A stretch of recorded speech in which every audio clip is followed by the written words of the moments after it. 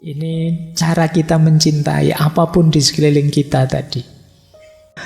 Jadi manusia itu selalu memaknai, maka pastikan kalau kita memberi makna apapun, makna yang efeknya membuat kita tambah dekat dengan Allah.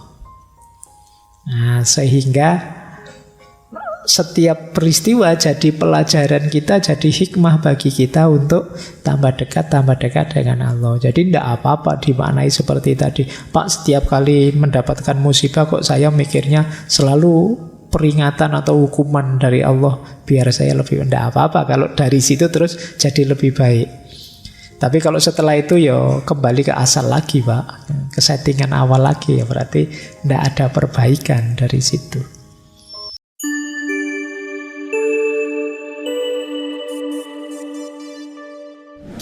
Assalamualaikum warahmatullahi wabarakatuh.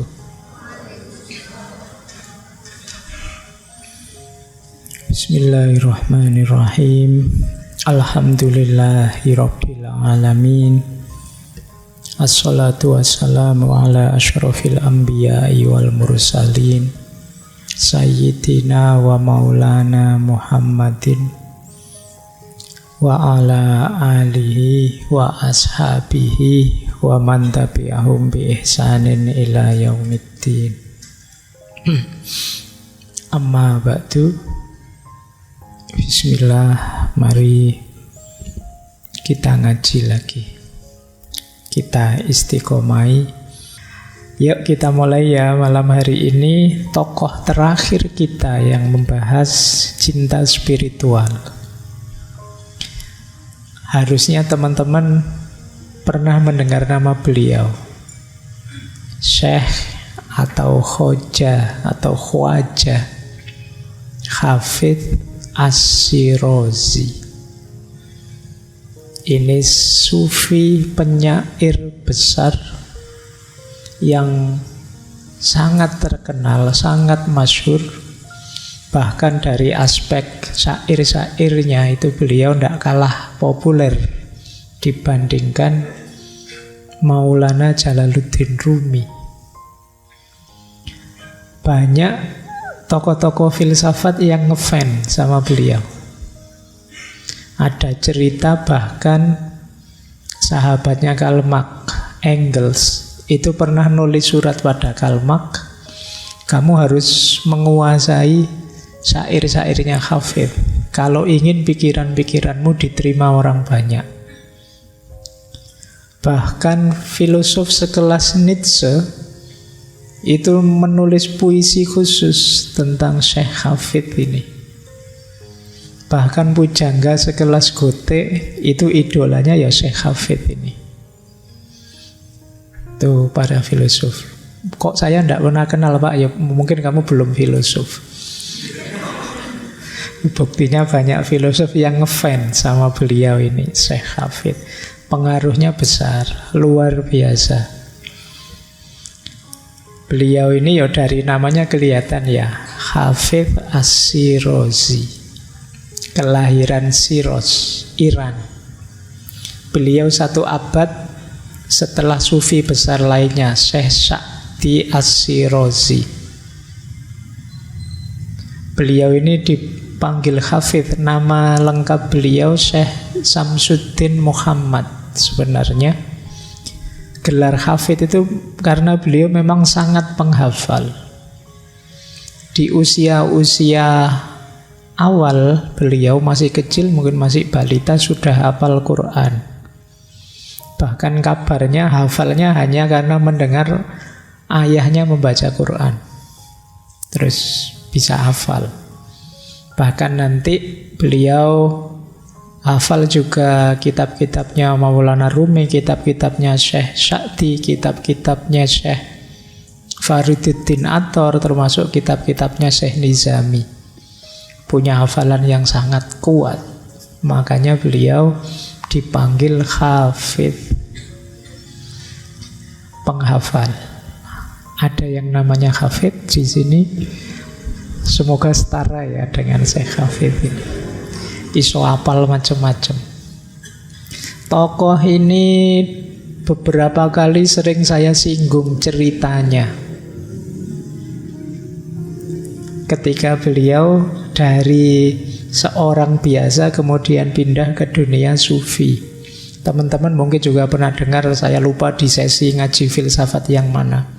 Ini beliau dari orang biasa, anak muda biasa seperti kalian, bahkan mungkin situasinya lebih menyedihkan, kemudian geser ke dunia tasawuf. Mungkin teman-teman ingat cerita seorang anak muda yang bekerja di toko roti.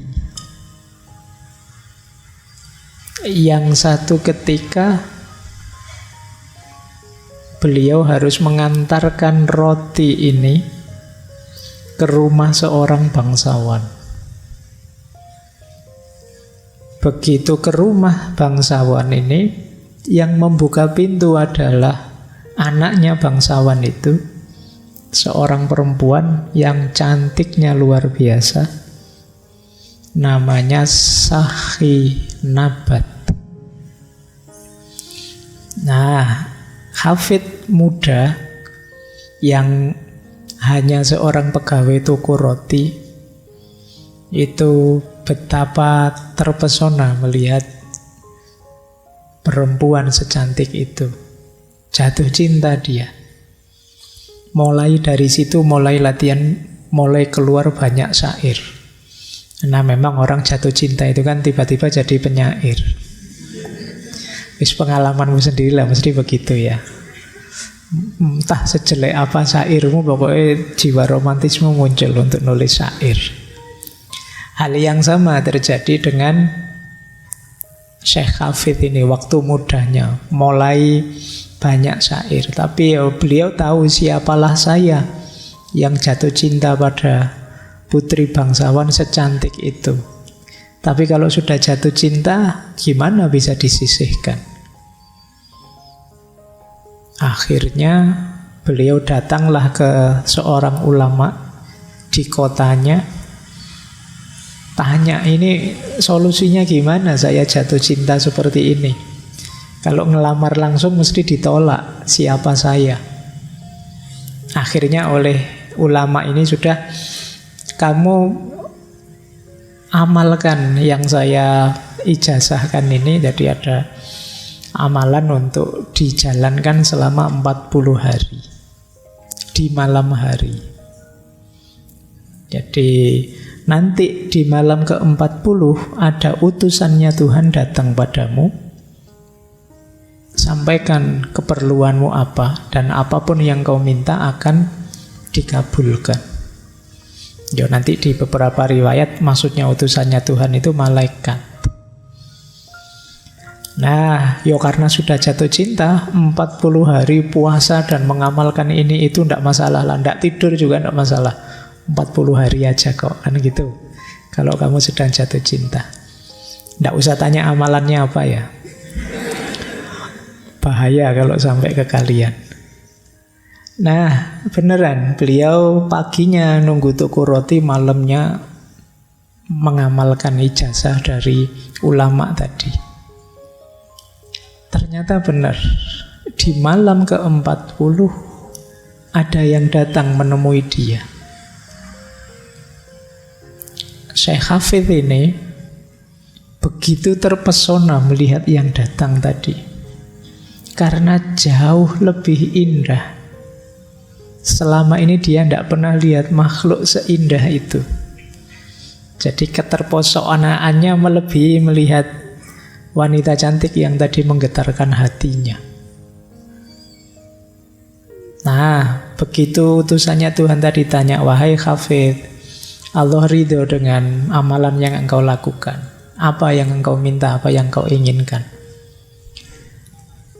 Syekh Hafid terus bilang, karena saking terpesonanya dengan utusannya Allah ini, dia bilang, kalau utusannya seindah ini, apalagi yang mengutus?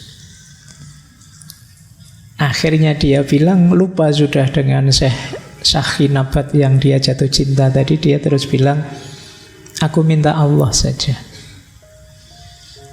Akhirnya oleh malaikat tadi ditunjukkan, ya kalau begitu Silahkan engkau belajar oleh malaikat. Ceritanya saat itu diarahkan seorang sufi, sebenarnya juga ilmuwan, namanya Syekh At-Tor. Bergurulah beliau pada Syekh At-Tor ini.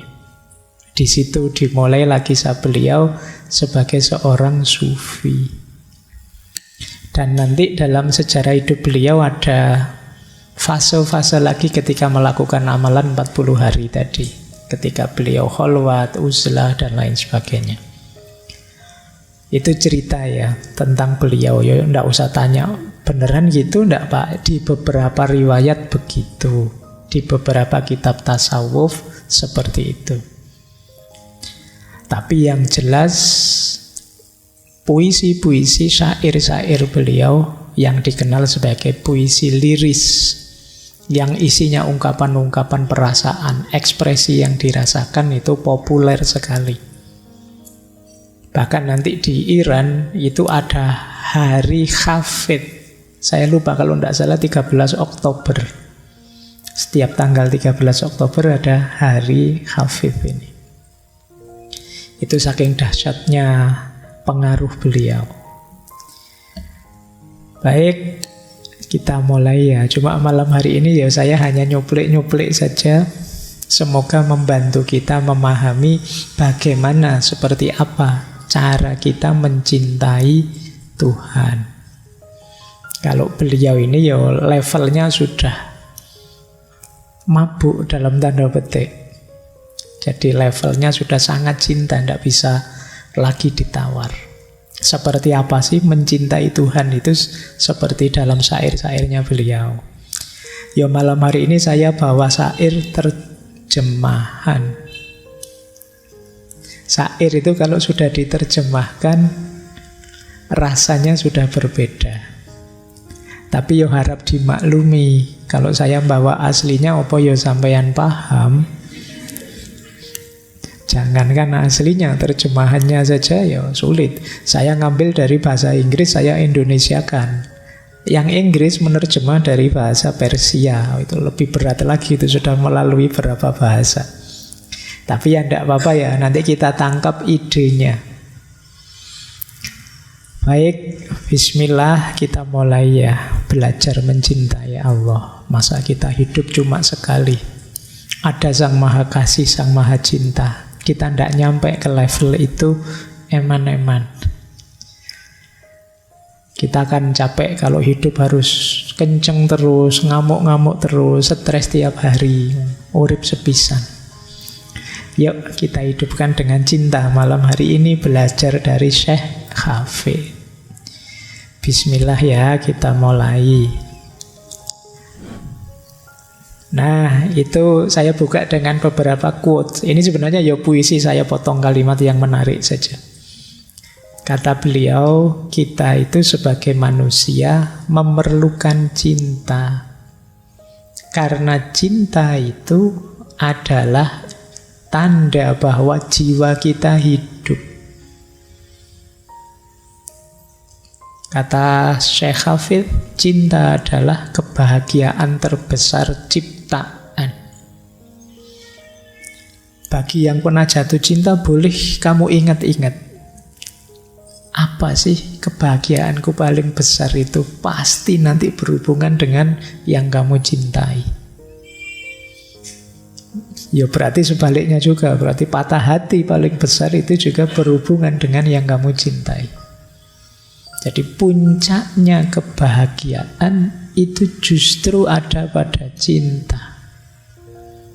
Kata Syekh Hafid. Kita kemarin belajar banyak tentang filsafat kebahagiaan. Ada macam-macam bilang. Ada yang bilang bahagia itu puas. Ada yang bilang bahagia itu senang. Ada yang bilang bahagia itu baik. Ada yang bilang bahagia itu bermakna. Tapi kata Syekh Hafid, bahagia itu cinta. Karena saat kita beneran jatuh cinta dan mencintai, puas pasti datang, senang pasti datang. Jadi orang baik kita pasti. Dan pasti kita berorientasi, berkorban, berguna pada yang kita cintai, hidup yang bermakna. Maka Kalau ingin bahagia, mencintailah. Nah, itu rumusnya itu ya. Semoga kalian tidak nganggep ala pak, lebay pak, gitu-gitu. Nah, saya tidak tahu, hari ini sering begitu kesannya. Tapi ya tidak apa-apa, harus diingatkan terus. Karena rasanya sudah cukup ya, sepanjang sejarah manusia isinya kebencian demi kebencian. Sekarang ganti, yuk kita isi dengan lebih banyak cinta. Pandangan kita ke kiri kanan harus ainur ridho, ainur rohmah, bukan ainul karohah. Pandangan yang saling ridho, saling menyayangi, bukan pandangan yang saling membenci. Meskipun belum lama kita bersaing lewat pemilu, semoga itu hanya acting saja, karena pas ada kepentingan. Sekarang yuk kita kembali lagi, saling menyayangi, saling mencintai. Saya lanjutkan. Kata Syekh Hafidh, aku tidak butuh gula, aku tidak butuh tepung, tidak butuh beras atau apapun. Aku hanya ingin melihat orang yang kusayangi. Oke ya, kalau kalian nanti ada yang dapat BLT, ayo kamu boleh jawab ini ya, nanti nggak dikasih besok kamu. Aku tidak butuh gula, tidak butuh tepung, tidak butuh beras. Aku hanya ingin melihat orang yang kusayangi. Oke, baik. Ini cuma ilustrasi. Langit tempat kita tinggal bukanlah tempat untuk kehilangan sayapmu. Kenapa? Kalau kita kehilangan sayap, kita tidak bisa terbang. Terbang itu berarti kita menjalankan kebaikan-kebaikan untuk mentransendensi hidup kita. Mentransenden itu menspiritualkan hidup kita tambah dekat pada Allah. Kalau kita tidak punya sayap, ya kita tidak bisa terbang. Sayapnya apa? Cinta. Kadang-kadang hal yang harusnya mentransendensi kita itu malah tidak mentransendensi. Kita beribadah pada Allah, mendekat pada Allah, pamrih-pamrih bumi semua, pamrih-pamrih duniawi semua. Akhirnya kita tidak naik sama sekali, kita tidak dekat sama sekali dengan Allah. Allah hanya jadi ATM kita. Kalau kita butuh, minta. Selain itu tidak dipedulikan. Maka kita tidak naik kelas, kita tidak transenden. Kata Syekh Hafidh, jalannya apa? Cinta. Cinta dan cinta. Berarti kita memang harus punya kompetensi di sini. Kalau tidak, kita tidak bisa terbang. Ini mungkin tidak kebetulan. Kalau teman-teman ingat pikirannya Plato, yang menggambarkan manusia itu punya 4 unsur, yaitu perut ke bawah, dada, kemudian kepala. Kepala melambangkan akal, dada melambangkan ambisi, perut ke bawah melambangkan kebutuhan-kebutuhan dasar. Ada satu lagi yang membuat kita terbang, sayap atau eros atau cinta. Nah, nanti boleh cek lagi, dulu kita membahas filsafat kebahagiaannya Plato, atau ada di buku yang kemarin terbit itu penjelasan tentang eros cinta, yang simbolnya adalah sayap, membuat kita bisa terbang. Nah, itu ternyata nyambung juga dengan alegori isyarat dari Syekh Hafidh. Baik, ini pembukaan pada cinta ya. Kalau masuk ke syair-syairnya Syekh Hafidh, ada banyak sekali syair-syair beliau, tema-temanya itu. Malam hari ini kita hanya membahas tentang cintanya saja, tapi sebenarnya ada banyak. Selain cinta, ada spiritualitas, tentu saja.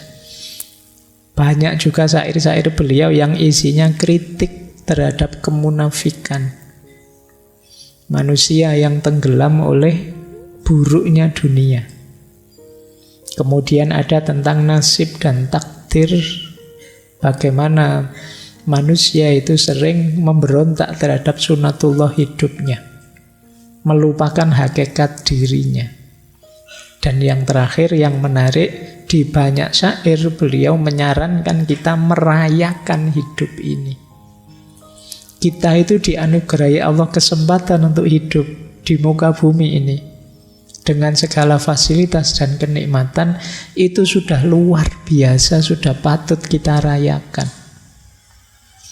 Bagaimana cara merayakan hidup? Dengan cinta, dengan saling mencintai, biar hidup yang indah ini tambah indah. Kalau istilahnya orang Jawa, memayu hayuning bawono, memperindah keindahan alam semesta. Jadi ayo kita rayakan hidup ini. Kita tidak lama kok di muka bumi ini. 40 tahun kita mungkin baru ngerti macam-macam dalam hidup ini. Sebelumnya mungkin setengah-setengah. Itu pun terus kita ketemu banyak masalah. Kita melalui krisis demi krisis sehingga tidak pernah bersyukur pada akhirnya. Waktu kecil misalnya, sejak kita SMP, SMA kita mengalami krisis ABG. Anak baru bisa gede, baru bisa mikir. Ingin eksis, ingin bebas, tidak mau dikekang, pokoknya itu. Tapi di sekelilingnya penuh kekangan, jadi dia gelisah, dia stres. Nanti zaman mahasiswa stres lagi. Nanti kerja apa ya saya, jodohku di mana ya, masa depanku cerah enggak ya, kamu stres zaman mahasiswa. Nanti selesai dapat kerja, kamu mulai dewasa, menikah, stres lagi. Stresnya biasanya kalau sudah mulai mapan itu seandainya, seandainya kemarin saya begitu, kemarin saya begitu, itu kamu menyesal. Nanti kamu tua, stres lagi. Begitu kamu uzur, sudah tua, kamu merasa tidak berguna. Ya memang saya sudah tua, tidak bisa apa-apa, kamu stres. Temanmu satu-satu meninggal, kamu stres. Ini mesti saya sebentar lagi. Terus kamu punya sakit macam-macam. Lu kapan syukurmu? Ayolah, sejak sekarang kita rayakan hidup, kita syukuri hidup ini. Dan itu nanti banyak kita temukan di syair-syairnya Syekh Hafid ini. Baik, saya agak cepat ya, biar nanti teman-teman bisa banyak punya waktu untuk curhat. Mumpung temanya cinta. Nah, syair-syairnya Syekh Hafid kalau tentang cinta, cirinya itu ya, nanti kalau ada yang ingin meneliti, ini kan sebagian besar mahasiswa. Pandangan beliau tentang cinta, yang pertama jenisnya sufistik, itu pasti ya. Fokusnya sebenarnya puncaknya ada pada cinta ilahiyah, cinta pada Allah. Meskipun kadang seolah-olah itu puisi untuk pacar kita, untuk orang yang kita sayangi di dunia, tapi sebenarnya itu alegori, simbol saja untuk cinta ilahiyah. Yang kedua, humanistik. Humanistik itu berarti cinta yang manusiawi. Cinta itu bagian dari fitrahnya manusia. Justru kalau kita ingin menjadi diri kita sendiri, menjadi manusia, kita harus mencintai. Bukan sebagai binatang, bukan sebagai setan, ya cirinya kita mencintai. Tidak sekedar berpikir. Berpikir bisa licik, bisa trik. Tapi mencintai itu khas manusia. Yang ketiga, Syekh Hafid, ya tentu saja karena menggunakan syair, sering menggunakan simbol-simbol, simbolik. Ada simbol kedai, ada simbol anggur, ada simbol mabuk, ada simbol, ya nanti di syair itu kalau ada anggur, ada mabuk, jangan ditafsirkan, wah ternyata Syekh Hafid seneng minum ciu, seneng minum. Nggak itu ya beliau mabuk itu mabuk cinta. Jadi cinta kepada Allah. Arahnya ke sana, jangan dimaknai letterlek. Jadi banyak bicara simbol-simbol. Makanya banyak nanti yang salah paham. Ada yang menuduh beliau musyrik lah, ada yang menuduh beliau keluar dari Islam lah. Pada zaman beliau sendiri begitu. Jadi karena memang sulit, bahasa syair itu kan tidak bisa dimaknai letterlek. Kalau temanmu bilang saya sangat jatuh cinta, kalau tidak percaya belahlah dadaku, ya jangan dibelah beneran. Itu kan hanya alegori, itu hanya umpama. Ini beneran lu aku cinta padamu, kan itu.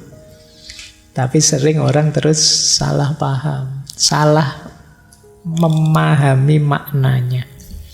Termasuk simbol kemabukan. Mabuk itu maksudnya mabuk cinta. Kenapa sih kok istilahnya mabuk? Karena kalau orang sudah jatuh cinta itu saking ekstasenya, saking senengnya, kadang-kadang kalau ngomong ngelantur, kadang-kadang sulit dipahami, jingkrak-jingkrak ndak karuan. Itu kan saking ekstasenya, saking senengnya. Itu disebut kayak orang mabuk.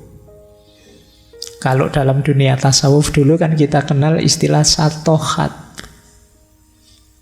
Satohat itu ketika seorang sufi di puncak ekstasenya, di puncak kegembiraannya, merasa dekat dengan Allah, itu kadang-kadang muncul kalimat-kalimat, kata-kata yang tidak terkontrol. Nah, itu terus yang salah paham, terus berpedoman pada letterleknya. Sama kayak belahlah dadaku tadi dianggap belah dada beneran. Gunung ku daki, laut ku seberangi, itu dianggap terus naik apa? Kamu punya uang ndak? Ya ndak begitu. Maksudnya siap, sungguh-sungguh. Nah, di syair-syair yang lain juga beliau banyak membahas tentang tantangan dan pengorbanan orang mencintai. Cinta itu pasti banyak tantangannya dan banyak yang harus dikorbankan. Yang sudah mencintai pasti ngerti ini.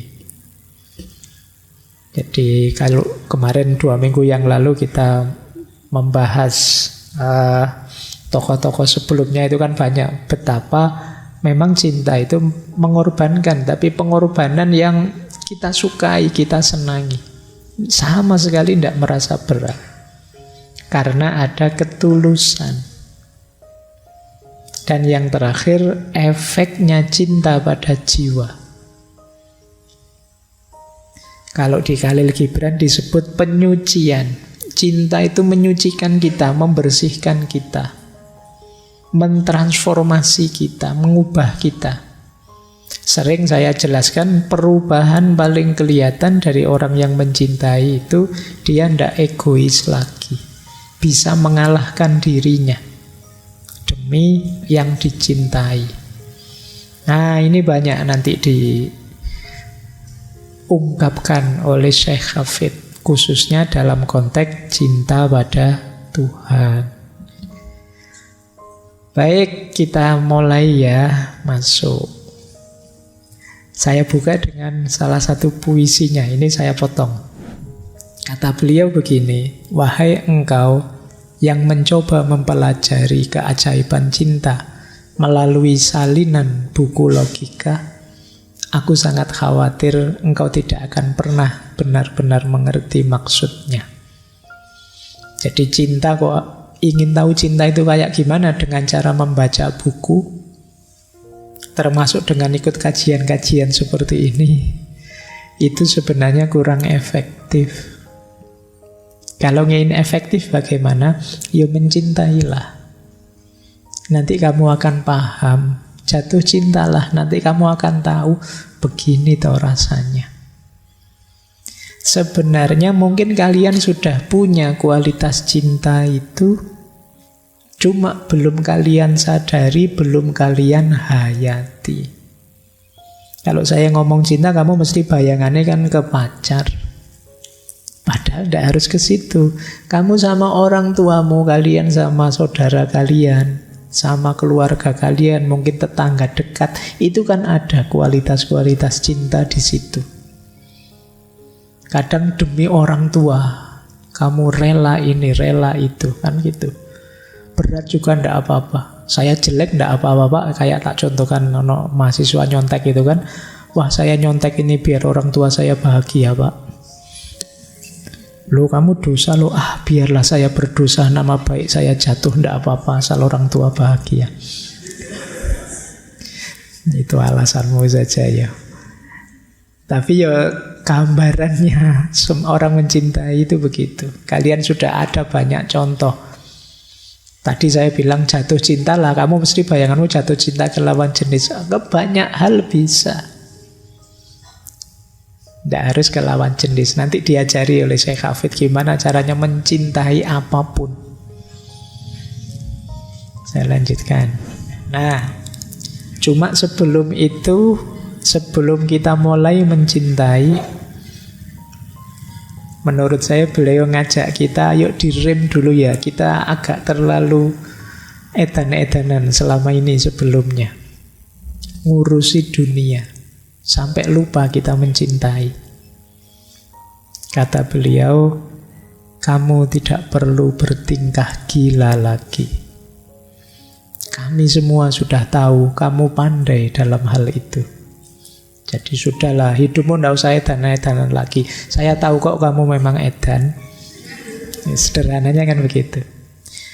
Sekarang berhentilah sayang dari semua kerja keras yang engkau lakukan, yang membawa rasa sakit pada mata dan hati manismu. Lihatlah ke cermin gunung yang jernih. Lihatlah para prajurit kuno yang cantik.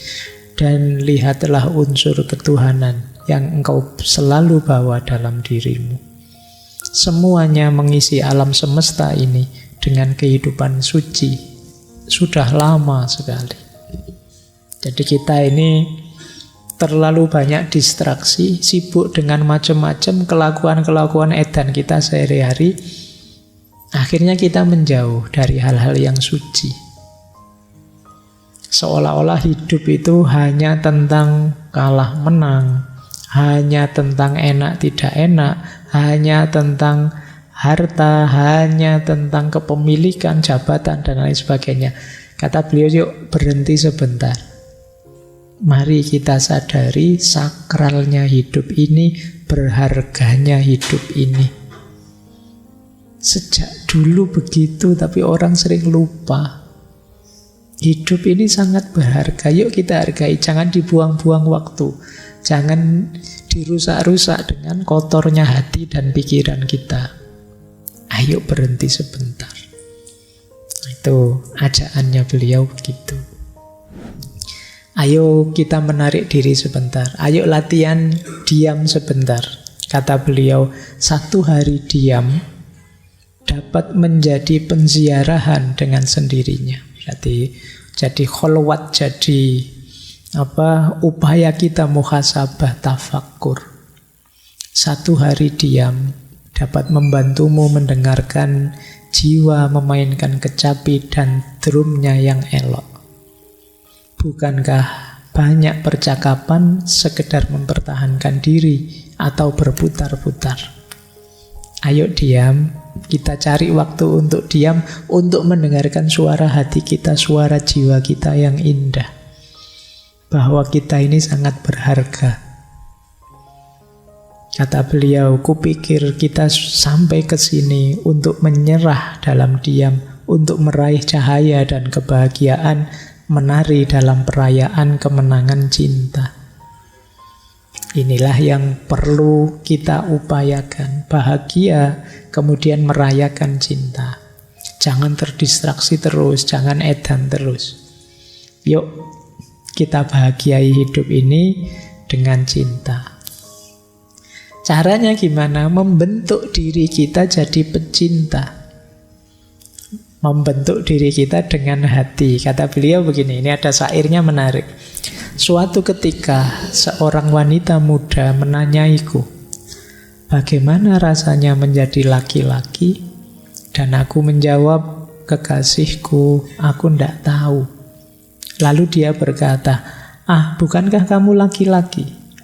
Dan kali ini aku menjawab, kulihat jenis kelamin hanya sebagai hewan yang cantik, yang dibawa manusia berjalan-jalan dengan tali kekang di tangan, dan mungkin mengikuti perlombaan untuk memenangkan hadiah-hadiah yang mengherankan. Ini syair satu bait ini maksudnya jenis kelamin tidak penting. Laki-laki dan perempuan itu tidak penting dibahas. Bagaimana laki-laki, bagaimana perempuan.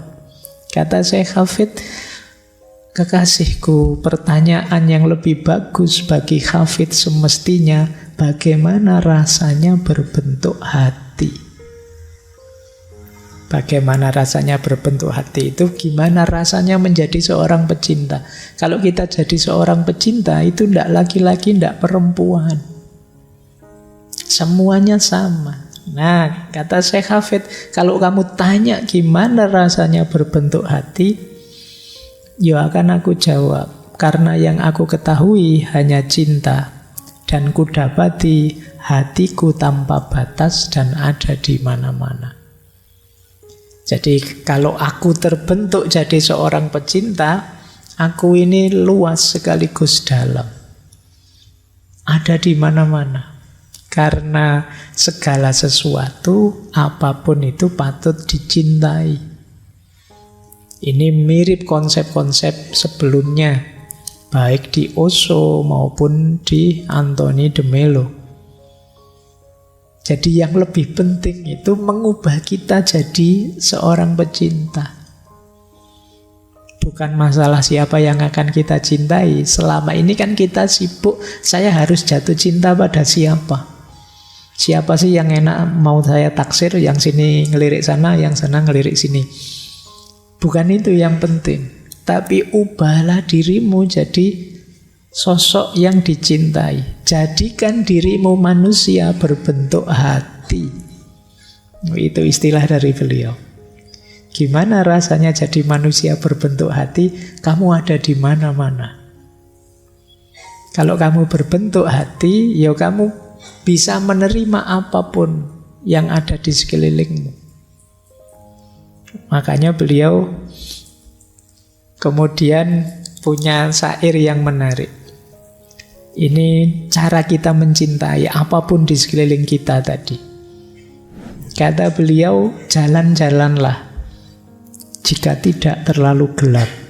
Ini menarik ya, kata-kata jika tidak terlalu gelap itu berarti jika sekeliling diri kita tidak terlalu rusak, tidak terlalu kacau, tidak terlalu sibuk dengan dunia. Itu maksudnya jika tidak terlalu gelap. Kalau kamu ada waktu, kalau kamu bisa menarik diri sebentar dari keramaian dunia, jalan-jalanlah. Kalau bahasamu hari ini mungkin healing lah.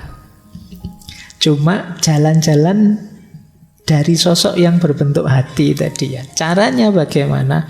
Hirup udara segar, cobalah tersenyum. Katakan sesuatu yang bijaksana pada orang asing yang memilih pemandangan damai. Jika dia lewat, selalu latihlah pemahaman kalbumu. Jadi, lihat segala sesuatu di sekelilingmu. Apa dan siapa, kamu lihatlah. Latihlah pemahaman kalbumu, jangan hanya pakai pikiranmu, pakai hatimu. Ambil nafas dalam-dalam dan tersenyumlah. Nah, coba ya, nanti besok pagi boleh lah, bangun pagi gitu ya, keluar, ambil nafas dalam-dalam. Siapa saja lewat, tegaskan dalam hatimu, aku mencintaimu, mencintai kalian semua, mencintai apa saja. Itu latihannya begitu. Kata Syekh Hafid, engkau pun bisa melakukan sesuatu yang nyata sepanjang jalan ini. Rengkuhlah pasangan atau kekasihmu seperti pertama kali engkau bertemu dengannya. Kalau punya pasangan ya. Biarkan kelembutan mengalir dari kedua matamu seperti matahari menyiramkan cahaya hangat kepada bumi. Bermainlah dengan anak-anak, berkenalanlah dengan seorang teman, nyanyikan beberapa lagu kasar untuk hewan peliharaanmu bahkan tumbuh-tumbuhan. Mengapa tidak engkau biarkan mereka mabuk dan liar? Apa saja sapalah. Kamu punya kucing, ya sapalah. Kamu punya ayam, sapalah. Kamu punya dengan penuh cinta. Kamu nanti gembira mesti. Coba saja. Oke ya. Jadi kalau ada anak-anak diajak bermain, ada anak bermain kamu gabung, nanti kamu senang. Ada orang yang tidak kamu kenal, kamu kenalan, nanti kamu senang. Marilah bersulang di setiap anak tangga yang telah kita daki, di atas tangga evolusi berbisiklah, aku mencintaimu, aku mencintaimu, ke seluruh penjuru dunia yang gila ini. Jangan berhenti membaca tentang Tuhan. Kita tidak akan pernah memahami Dia. Itu maksudnya apa? Semua yang di sekeliling kita itu kan tajallinya Tuhan. Dari apapun yang kita lihat di sekeliling kita, kita bisa merasakan hadirnya Tuhan. Mungkin keindahannya, mungkin kekuasaannya, mungkin keagungannya. Terus lakukan itu. Semakin kalian mencintai, semakin kalian akan merasakan hadirnya Tuhan. Lompatkan kakimu, ayunkan kepal tanganmu, ancam dan peringatkan seluruh semesta bahwa kalbumu tidak lagi hidup tanpa cinta. Nah, inilah profil seorang pecinta. Berjalanlah jika tidak terlalu gelap. Kalau terlalu gelap, Pak, terangilah dulu. Antara lain tadi, tarik diri sebentar, berhenti sebentar. Inilah caranya jadi jiwa yang mencintai. Kalau tidak begitu gimana? Kata beliau, tanpa cinta, aku tahu caramu bersikap. Aku tahu caramu bersikap ketika engkau belum cukup meneguk cinta. Wajahmu mengeras, otot-otot manismu mengejang. Anak-anak kecil waspada pada tatapan aneh yang muncul dari kedua matamu, yang bahkan mulai meresahkan cermin dan hidungmu. Tupai-tupai dan burung-burung merasakan kesedihanmu dan mengatur pertemuan penting di atas pucuk pohon yang tinggi. Mereka memutuskan melalui isyarat rahasia untuk melantunkan lagu menolong pikiran dan jiwamu. Bahkan malaikat gemetar oleh kegilaan itu yang memancar ke dunia dan menghujankan batu-batu tajam dan tombak kepada yang tak berdosa dan keakuan manusia. Ini gambarannya orang yang di hatinya tidak ada cinta. Mengerikan. Tidak enak, kalian deket saja tidak nyaman. Itu diilustrasikan anak-anak sampai khawatir, ngeri. Orang marah itu kan kalian deket juga tidak enak kan. Orang kecewa, orang tidak puas, itu tidak enak, tidak nyaman. Jadi aku tahu, kalau engkau tidak ada cinta, aku tahu caramu bersikap, tidak jauh-jauh dari situ. Kata beliau, mungkin saja engkau menyobek setiap kalimat yang diucapkan setiap kawan dan guru, mencari anak-anak kalimat yang tersembunyi. Engkau mungkin saja menimbang-nimbang setiap kata dalam sebuah ukuran, seperti ikan yang mati. Mungkin saja engkau mengeluarkan penggaris untuk mengukur setiap sudut dalam kegelapanmu, dimensi-dimensi indah sebuah kalbu yang dulu pernah kamu percaya. Aku tahu caramu bersikap ketika engkau belum meneguk minuman dari tangan cinta. Orang yang tidak ada cinta itu tidak mudah percaya, mudah curiga. Ada apa-apa dia tidak percaya dulu. Saya harus ngerti dulu sampai detail. Tidak bisa menikmati hidupnya. Mengalami apa saja, gayanya dianalisis sampai mendalam, terus tidak bisa dinikmati. Disuguhi minum misalnya, minuman ini terbuat dari, itu dipikir sampai dalam detail.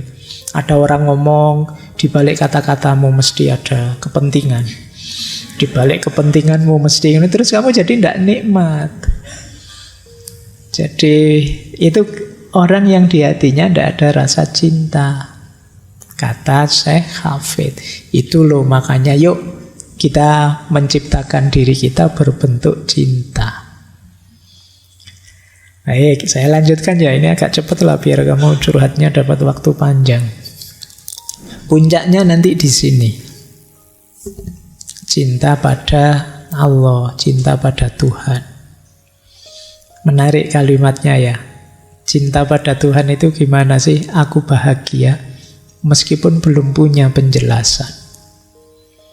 Aku penuh dengan cahaya, bahkan sebelum langit bisa menyapa matahari atau bulan.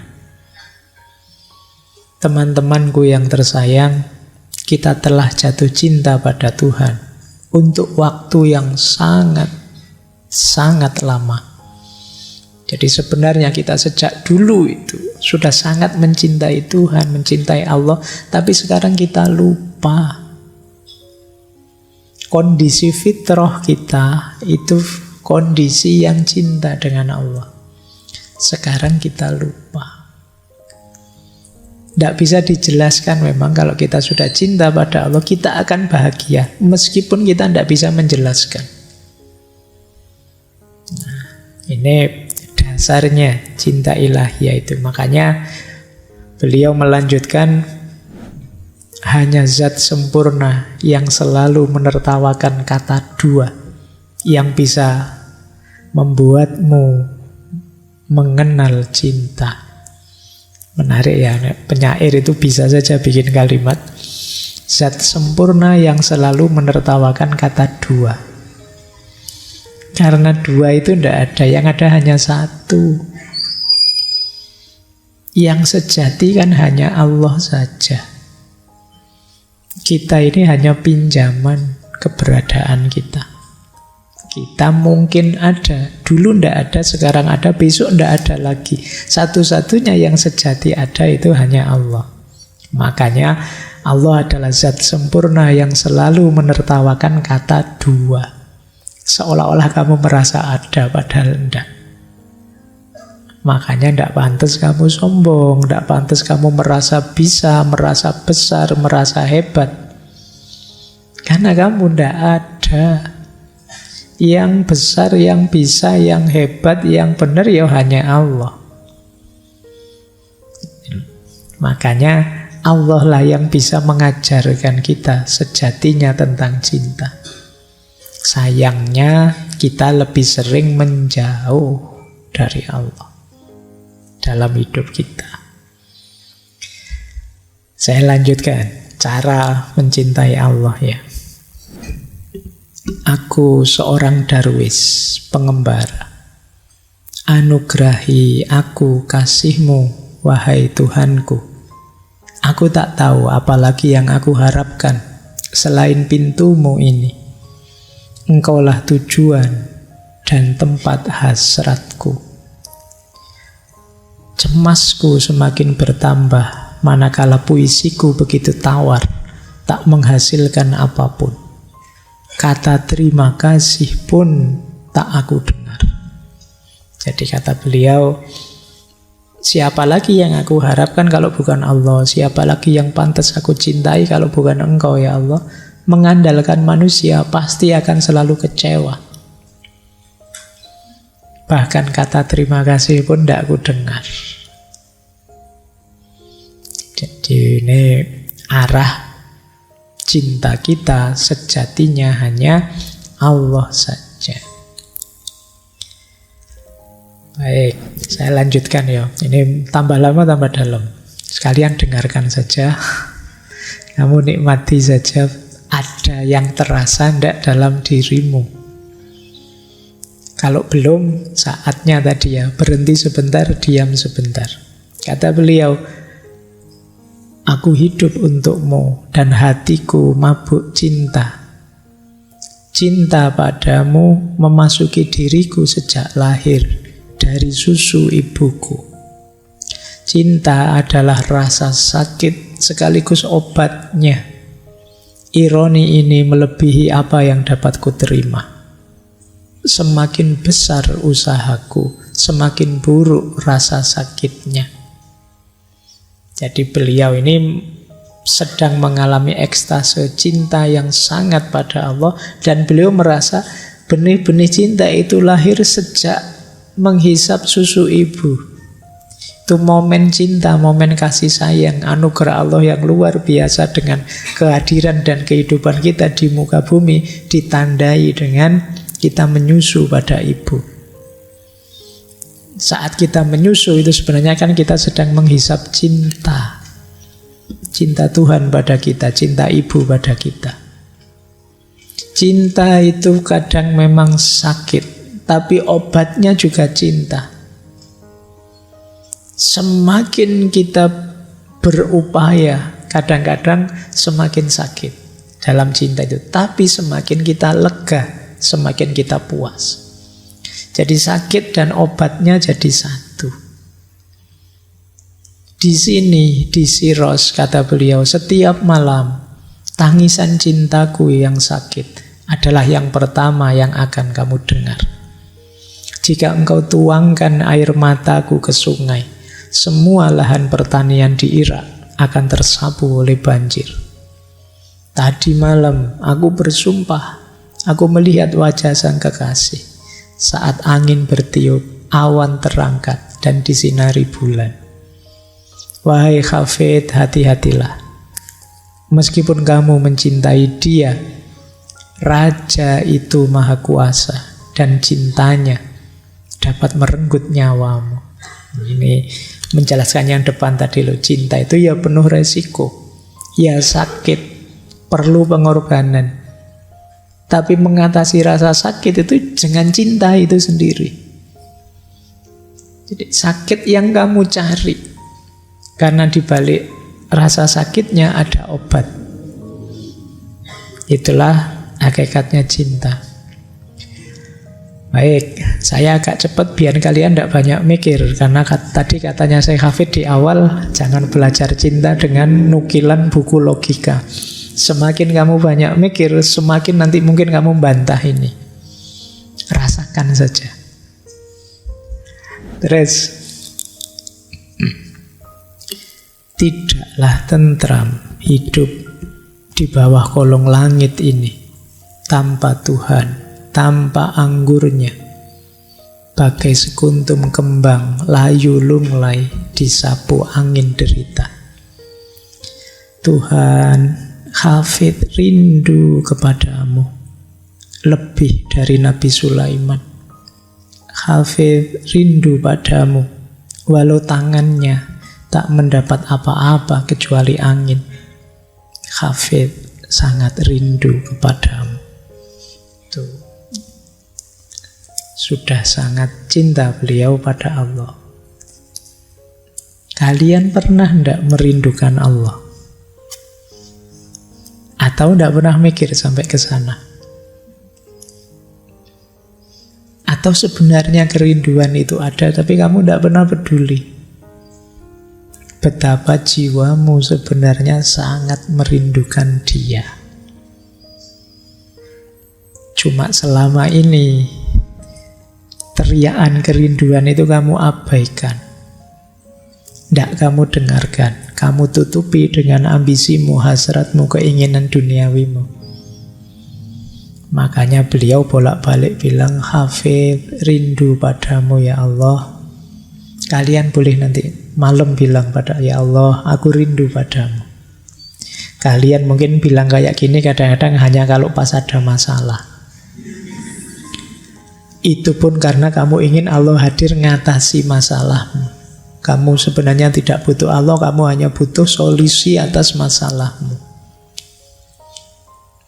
Ayo ya kita coba sekali-sekali, yuk kita rindukan hadirnya Allah. Allah saja cukup. Tidak pakai embel-embel apa-apa atau pamrih apapun. Nanti rasakan kedamaian di hatimu. Baik, saya lanjutkan. Di pagi hari, ketika aku mulai terjaga, terjadi lagi, kata beliau, perasaan bahwa engkau kekasih telah berdiri sepanjang malam mengawasiku. Perasaan bahwa segera ketika aku mulai goyah, engkau letakkan bibirmu di dahiku dan menyalakan pelita suci di hatiku. Ini jalan cinta, jalan kerinduan pada Tuhan. Kata Hafidz begini, aku selalu merasa kalau aku sedang tidur, beristirahat, memulihkan tenaga, justru kekasihku Allah kan tidak tidur, yang menjagaku, mengawasiku, sampai kemudian aku bangun lagi. Kalian pernah tidak berpikir sampai ke situ?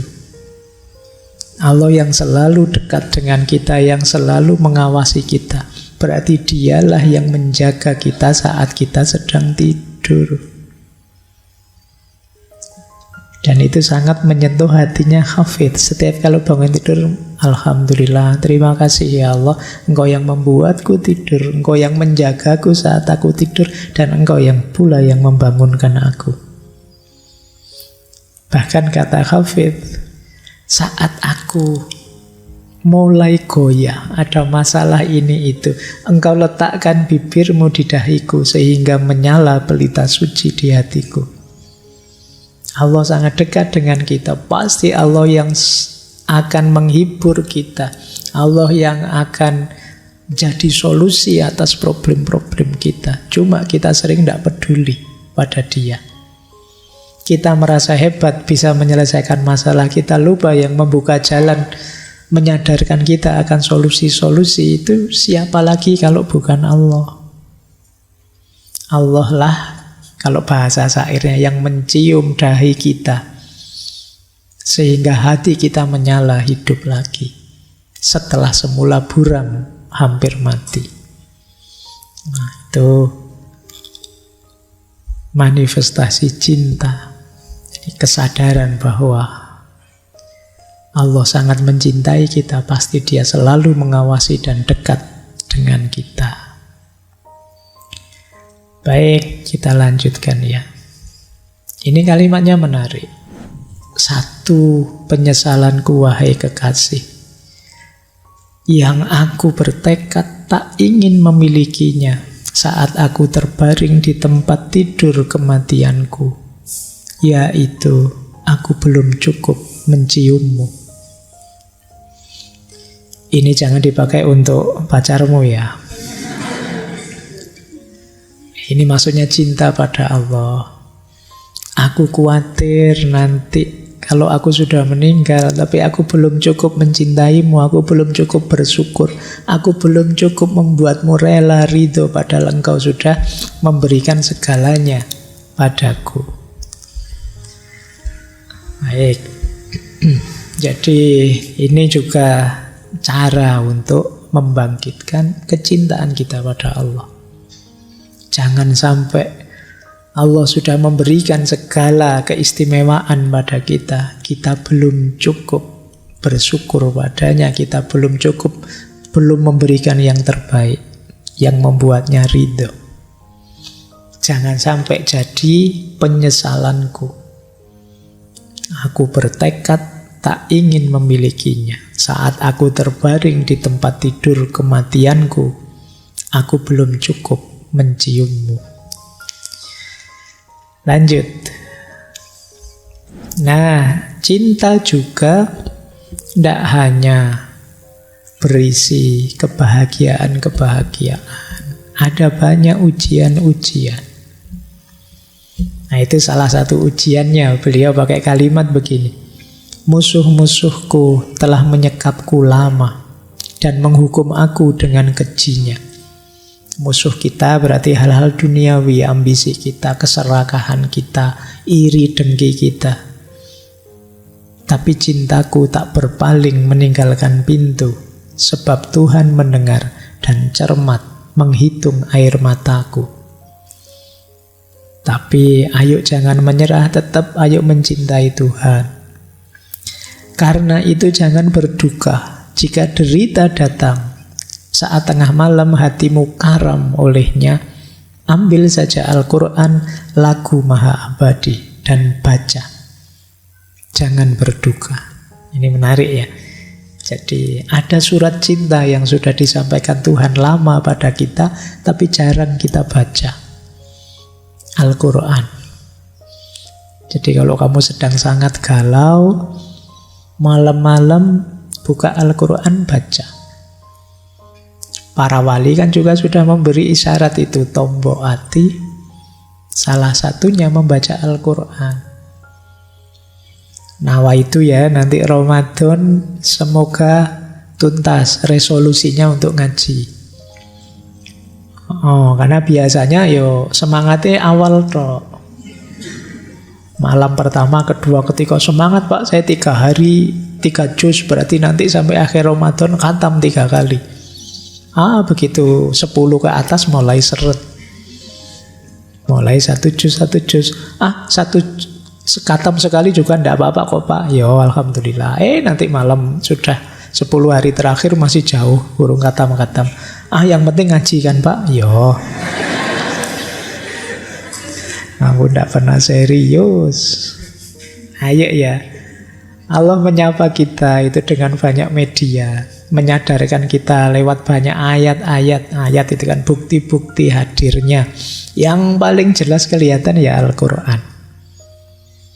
Anggaplah kalau kita sedang ngaji, sedang ngobrol, berkomunikasi dengan Allah, biar semakin khusyuk. Nah, malah di syair ini kita diminta sedang berduka, ada masalah apapun, ambil saja Al-Quran di malam hari, baca. Biar dukamu larut, biar dukamu hilang. Baik, ini karena pecinta juga tidak selalu mulus, kadang ada kesulitan, kadang ada kesedihan, ada penderitaan. Saya lanjutkan. Dari mana penderitaan itu muncul? Dari cinta kita pada dunia. Kata beliau, mari, jangan pada dunia engkau meneguhkan janji. Jangan pada si tua bangka ini engkau menaburkan cinta. Telah 1000 kali dia menjanda. Ini maksudnya apa? Sebelum kita itu sudah sangat banyak orang yang tertipu oleh dunia. Sekarang mereka sudah meninggal. Dunianya jadi janda, ditinggal oleh mereka. Jadi telah 1000 kali dia menjanda. Mari, jangan pada dunia ini engkau mencintai. Wahai elang yang melayang tinggi, jangan pada tikar sembayang engkau terikat, dan dalam zawiyah tempat zikir engkau terkuruk. Bukan di sini tempatmu, terbang. Terbanglah tinggi. Bait yang terakhir ini mengingatkan kita, kalau kita menjalankan amanat agama, beribadah, jangan berhenti pada formalitas buminya. Formalitas bumi itu syarat rukunnya, geraknya, dan lain sebagainya. Iya, diawali dari situ, tapi kamu harus terbang. Kamu harus naik sampai pada Allah, karena hakikatnya itu persembahanmu pada Allah. Itulah caranya mengatasi kegelisahanmu. Jadi jangan tertipu oleh yang dunia, jangan berhenti di dunia. Kamu harus bergerak mentransenden, naik, mendekat, menuju pada Allah. Wah, sudah lebih, saya tadi pinginnya jam 9. Lanjut ya. Ini mungkin beliau agak jengkel, orang-orang ini dikasih syair tinggi-tinggi, ruwet saja. Tidak mau patuh-patuh. Kata beliau begini, sudahlah, semestinya kita sederhanakan pembicaraan spiritual sekarang. Gambarannya begini, kata beliau, Tuhan sedang menjual sesuatu padamu, tetapi engkau tidak mau membelinya. Allah menawarkan ini, menawarkan itu, mengajakmu ini, mengajakmu itu, karena cintanya dia pada kita. Tapi kita tidak respon. Kita tidak mau membelinya. Kata Syekh Hafid, itulah deritamu.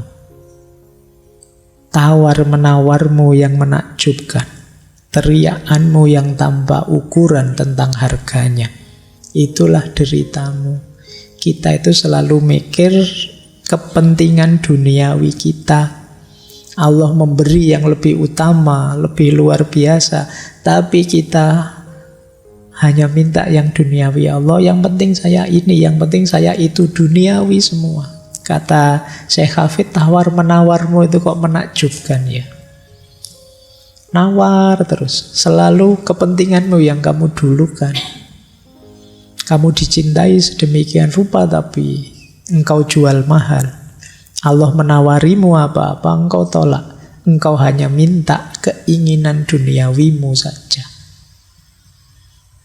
Nah, masalahnya di sini, kata Syekh Hafid. Intinya hanya ini sebenarnya. Maka yuk kita mulai sadar ya. Allah sudah banyak menawarkan macam-macam kebaikan, keutamaan dan lain sebagainya. Jangan ditawar. Beli saja, ambil saja. Di situ tersembunyi rahasia-rahasia kemanfaatan, keberkahan hidup. Terakhir, setelah ini tanya jawab. Agak lewat 15 menit. Nah, ini saya tutup dengan syair ini ya. Jadi ini ceritanya menarik. Setelah Syekh Hafid meninggal, beliau meninggal 1390. Beliau lahir 1314. Saat beliau meninggal itu para ulama berdebat karena ada yang menganggap beliau musyrik, ada yang membuat beliau kufur karena gagal memahami puisi-puisi beliau. Tapi ada juga yang tahu beliau ini wali, harus kita hormati. Jadi setelah beliau meninggal itu ada perdebatan. Ini kita hormati atau tidak jenazah ini. Akhirnya ini cerita ya. Terus dibuat undian. Sudahlah gini saja kita undi. Sekarang coba ambil kitab kumpulan syair dari Syekh Hafid ini. Kemudian kita buka di halaman mana atau puisi yang mana, syair yang mana yang muncul dan maknanya apa. Berarti itu yang kita ambil. Nah, pas dibuka syair ini yang keluar. Jadi pas diundi keluar syair ini. Isinya kalau dalam bahasa Arab begini. La tu'akhir qadamaka au tataraddat an janazati Hafid. Fahuwa hurikun fil ismi walakinnahu dhahibun ilal jannati. Ini syair kan, syair-syairnya Hafid sendiri. Berarti sebelumnya beliau sudah pernah menulis syair seperti ini. Ini mungkin juga menunjukkan kerendah hatian beliau merasa jadi orang yang berdosa. Jadi kata beliau, jangan engkau tunda kakimu melangkah. Jangan ragu atas jenazah Hafid. Dia tenggelam dalam dosa, tetapi ia pulang ke surga. Ini pas syair ini yang diambil ya berarti ya sudah. Berarti beliau memang orang baik, orang lurus, orang benar. Nah itu ceritanya begitu. Baik, saya kira itu ya teman-teman malam hari ini. Jadi kita main rasa ya, belum main akal. Meskipun judulnya ngaji filsafat. Seperti janjinya, pertemuan terakhir ini monggo kalau ada yang mau curhat. Tidak harus pertanyaan, tidak apa-apa, curhat atau ya tidak apa-apa. Kita semua mendengarkan. Lumayan kan curhat didengarkan sebanyak ini orang kan. Kamu bisa ringan nanti. Ya, monggo Mas diatur. Baik, kepada teman-teman yang ingin bertanya, 2 orang dari laki-laki, 2 orang dari perempuan. Persilakan, angkat tangan. 1, 2, oke. Yang dari perempuan. Baik, Assalamualaikum warahmatullahi wabarakatuh. Waalaikumsalam warahmatullahi wabarakatuh. Mungkin lebih ke ini ya Ustadz. Jadi saya tuh kadang mengaitkan hal-hal kecil yang terjadi tuh sama Allah kayak gitu. Misal mungkin ketika nggak sengaja jatuh, atau mungkin kejedot, atau mungkin kesandung gitu. Pasti seketika pikiran saya tuh langsung bilang gini, mungkin Allah marah ya gitu. Mungkin ini teguran ya, atau mungkin yang saya lakuin tadi tuh salah gitu, mungkin makanya Allah tuh negur dari saya kesandung misalkan. Dan itu tuh emang kayak hal-hal kecil itu tuh selalu dikaitkan kayak gitu, Ustaz. Nah, jadi kayak entah saya juga nggak tahu apakah itu suatu ketakutan yang berlebihan ataukah apa ya, atau emang tuh lagi di posisi jauh nih dari Allah kayak gitu, makanya hal-hal seperti itu kemudian menimbulkan perasaan-perasaan yang demikian gitu, sehingga hal-hal kecil pun dikait-kaitkan gitu. Mungkin begitu. Terima kasih, Ustaz. Baik, jadi begini ya. Saya tidak tahu teman-teman itu memaknai momen-momen hidupmu sebagai apa, karena manusia itu memang punya kuasa memaknai apapun itu. Tapi kalau bisa, pastikan makna yang kalian berikan punya efek membuat kita tambah dekat dengan Allah. Karena rute hidup ini pastinya adalah inna lillahi wa inna ilaihi raji'un. Pada akhirnya kita akan kembali pada Allah.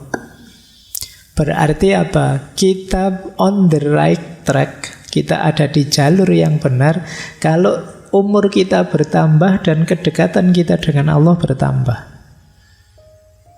Berarti kita ada di jalan yang benar. Wong umur kita itu tujuannya kembali pada Allah. Kalau kita berjalan kembali pada Allah, kan ukurannya kita tambah dekat terus apa tidak dengan Allah. Kalau kita tambah dekat, oh berarti aku jalanku benar. Tapi kalau kita tambah jauh, kemungkinan salah jalan. Nah, itu rumusnya hidup kan itu. Maka mengalami apapun, ayo dimaknai yang itu membuat kita tambah sadar tentang Allah, tambah dekat dengan Allah. Boleh kok tadi setiap kali jatuh, wah ini jangan-jangan teguran dari Allah. Nah, yang terus selanjutnya berarti saya harus memperbanyak ibadah nih. Nah, itu yang tadi saya sebut efeknya membuat kita tambah dekat dengan Allah. Tapi kalau setelah dimaknai begitu terus sudahlah peduli amat, Allah kan Maha Penyayang, selesai. Nah, itu berarti pemaknaannya kurang lanjut. Jadi dimaknai apapun monggo yang arahnya tambah dekat kita dengan Allah. Mungkin tidak harus persis ini hukuman dari Allah atau ujian dari Allah. Mungkin yang lain memaknainya, wah ini mungkin karena saya ceroboh, tidak hati-hati ini. Selanjutnya saya akan lebih serius, hati-hati menjaga tubuh ini biar tidak sakit, biar bisa lebih kuat ibadahnya dengan Allah misalnya. Ini juga pemaknaan. Yang penting dimaknai apapun hidup ini, pastikan makna kita membuat kita tambah dekat dengan Allah. Karena manusia itu kan memang tidak pernah berhenti di fakta, selalu memberi makna tentang apapun. Ngaji malam hari ini, setiap kepala punya makna. Pemilu kemarin, setiap kepala punya makna. Masing-masing orang menempelkan label, menempelkan makna pada apapun, pada sesuatu apapun yang ada di sekelilingnya. Jangankan yang hebat-hebat, yang kecil-kecil saja kita memaknai. Masuk ke masjid sini, loh masjid ini kok catnya hijau ya, jangan-jangan masjid ini terus itu makna namanya. Kamu kemana gitu lihat pakai hitam-hitam, wah kok hitam ya, hitam itu kan simbol kegelapan misalnya, atau ya. Jadi manusia itu selalu memaknai. Maka pastikan kalau kita memberi makna apapun, makna yang efeknya membuat kita tambah dekat dengan Allah. Nah, sehingga setiap peristiwa jadi pelajaran kita, jadi hikmah bagi kita untuk tambah dekat dengan Allah. Jadi tidak apa-apa dimaknai seperti tadi, Pak, setiap kali mendapatkan musibah kok saya mikirnya selalu peringatan atau hukuman dari Allah biar saya lebih, tidak apa-apa kalau dari situ terus jadi lebih baik. Tapi kalau setelah itu ya kembali ke asal lagi, Pak, ke settingan awal lagi, ya berarti tidak ada perbaikan dari situ. Baik, itu ya untuk pertanyaan tadi.